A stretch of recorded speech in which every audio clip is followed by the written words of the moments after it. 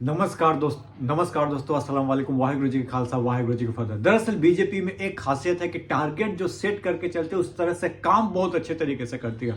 और टारगेट तो इतना हाई नहीं कहा जाता कि टारगेट अच्छा रखिए, ऊपर का रखिए, तो कितनों गिरेगा तो थोड़ा सा गिरेगा, उससे कम गिरेगा, फिर भी आपको कुछ अच्छा अचीव हो ही जाएगा। वही हाल टारगेट बीजेपी का है। 400 पार का नारा दिए हैं, 400 पार नहीं। अब की बार 400 पार 370 पे अटकेंगे, 350 पे अटकेंगे या 300 पे अटकेंगे। मतलब कि जो भी ऊपर मिनिमम 300 तो अटकवे करेंगे ना। इसलिए 400 पार का इस तरह माहौल बनाया गया है कि भाई यार नारा को इस तरह से दिखाया जा रहा है आपको मीडिया, नेशनल मीडिया पे, कि आपको नहीं बीजेपी एकदम अचीव कर ली है। और दरअसल बात उनकी मेहनत पे यदि बात किया जाए तो अप्रिसिएशन है उनको, तमाम तरीके से अप्रिसिएशन है बीजेपी में, खासकर नरेंद्र मोदी जी को। दरअसल मैं बात इसलिए कर रहा हूं क्योंकि तमाम बहुत दिनों से, बहुत दिनों से देखा जा रहा है कि वो साउथ में इस तरह से फोकस किए हुए हैं कि मानिए कि साउथ को इस पर निचोड़ के रख देना है, मथ देना है, जिस तरह से कहा जाता है। उनको पता है कि साउथ यदि मथा गया तो नारा जो 400 का पार है वो अचीव होना बहुत मुश्किल काम नहीं होगा। दरअसल मैं आपको बता देता हूं कि सीट का समीकरण क्या है। दरअसल 411 सीट आप साउथ के अलावा नॉर्थ साइड देख लीजिएगा, ईस्ट साइड देख लीजिएगा, पूरा मिलाकर नॉर्थ ईस्ट ईस्ट जो भी है। और 132 सीट है आपको साउथ और आपको क्या बोलते हैं यूटी मिलाकर। तो हम आपको बता देते हैं कि 411 सीट में बीजेपी के पास है 274 सीट, सिर्फ आपको उधर से क्या बोलते हैं नॉर्थ और नॉर्थ ईस्ट साइड से। वहीं पर बात किया जाए साउथ से तो 29 सीट है बीजेपी के पास। कहां से? 132 सीट में साउथ से। तो ये 29 से इनको 100 का टारगेट किस तरह से अचीव करना चाहता है कि 100 पहुंच जाए, 100 के पार हो जाए 132 सीट में, तो मेरा टारगेट अचीव हो जाएगा 370 पार, 400 पार का नारा। उसके लिए मेहनत भी कंटिन्यूटी लेवल पे मोदी जी कर रहे हैं, नो इसमें कोई डाउट नहीं। लगातार तमिलनाडु हो, केरला हो, आज ही केरला के पलक्कड़ में रोड शो करने जा रहे हैं। वहीं पे तमिलनाडु को लास्ट 2-3 महीना में मत के रख दिए, 6 से 7-8 बार, 6 से मिनिमम 6 बार वो तमिलनाडु पे विजिट कर चुके हैं, तो हम बता देते कि 2019 के इलेक्शन में दरअसल क्या स्थिति था, जो आपको जानना जरूरी है कि क्या था भाई, कहां कहां जीते थे। दरअसल कर्नाटका में सीट है 28, बीजेपी जो है 25 सीट जीती थी। वहीं पे कांग्रेस और जेडीएस को एक सीट मिला था।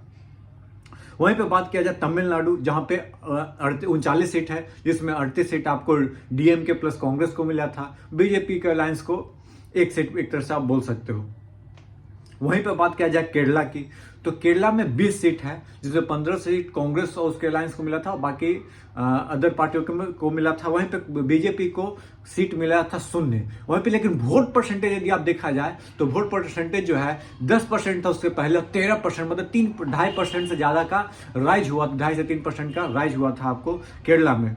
वहीं पे तेलंगाना की बात करें, टोटल सीट है 17 में आपको 9 टीआरएस जीता था, टीआरएस जो कि आजकल बीआरएस के नाम से जाना जा रहा है। वहीं पे बीजेपी 4 सीट जीती थी, कांग्रेस 3 सीट जीती थी और एएमआईएम को 1 सीट मिला था। तो मतलब बीजेपी का 4 सीट यहां से और कर्नाटका से 25 सीट, 25 4 29 सीट, यही जो था टोटल 29 सीट जीती थी तेलंगाना और कर्नाटका में। अभी उन्होंने तमिलनाडु पे ध्यान दिया है, खूब हमला बोल रहे हैं डीएमके पे, खूब एकदम देश दर्द जो भी बोलना चाहिए जो पॉलिटिकली बोलने की कोशिश किया जा रहा है। वहीं पे आंध्र प्रदेश की बात किया जाए, वहां पे डोरे डाले गए किस पे? चंद्रबाबू नायडू पे। कभी भी ऐलान हो सकता है सीट शेयरिंग का, या ऐलान हो भी गया होगा, शायद ऐलान नहीं हुआ है मतलब, लेकिन लगभग मान लीजिए कि सीट शेयरिंग हो गया।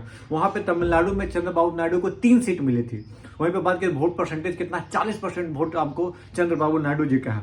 वहीं पे वाईएस जगन रेड्डी साहब, उनको सीट मिली थी 22, परसेंटेज ऑफ वोट था 49%।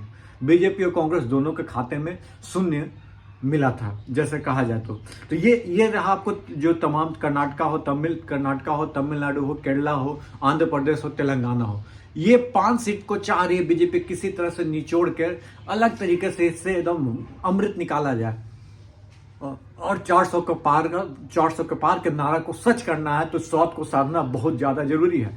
ये काम में लगी हुई है जो कि बहुत ही अप्रिशिएबल है। हालांकि राहुल गांधी जी का अब देखना यह है कि उनका काम चल रहा था क्या बोलते भारत जोड़ो न्याय यात्रा में, अब वो साउथ में कितना एक्टिव होते हैं देखना ये दिलचस्प हो, क्योंकि तेलंगाना में कांग्रेस की सरकार है, मैं आपको बता दूं कर्नाटका में कांग्रेस की सरकार है, और केरला में तो भाई फिर भी अच्छे खासा पकड़ रखते हैं। और आंध्र प्रदेश में है जो कि वाईएसआर को टक्कर देने के लिए उन्होंने क्या बोलते हैं उनकी बहन को उतार दिया मैदान में, और रेवंत रेड्डी तो है ही। देखना दिलचस्प होगा कि आंध्र प्रदेश का भी चुनाव साथ में ही होना है। लोकसभा इलेक्शन के साथ ही। और मैं आपको एक चीज और बता दूं कि कर्नाटका का जो चुनाव है 2 फेज में होगा। तमिलनाडु का जो सिंगल फेज में 19 अप्रैल को, कर्नाटका है 26 अप्रैल और 7 मई को।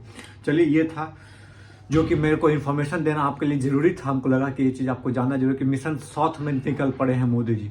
कितना अचीव होगा कितना नहीं, ये तो आने वाला समय बताएगा, लेकिन मिशन एक्टिव मोड में है। तो उनको पता है कि साउथ में हमको मेहनत करना पड़ेगा, नॉर्थ में तो हम हिंदू मुस्लिम करके या डाइवर्जन करा के या जात पात को मतलब कि बोल देंगे कि हमको यादव का वोट नहीं चाहिए या मुस्लिम का वोट नहीं चाहिए, बाकी वोट दे दो। इस टाइप से कुछ नैरेटिव सेट करके आप अचीव कर लीजिएगा, लेकिन साउथ में थोड़ा मुश्किल हो जाती है बीजेपी के लिए। चलिए, देखना दिलचस्प होगा कि आने वाला समय में क्या होता है। वीडियो पसंद आए, चैनल पर पहली बार आए तो चैनल को लाइक शेयर सब्सक्राइब करना न भूलें। धन्यवाद। जय हिंद, जय भारत दोस्तों।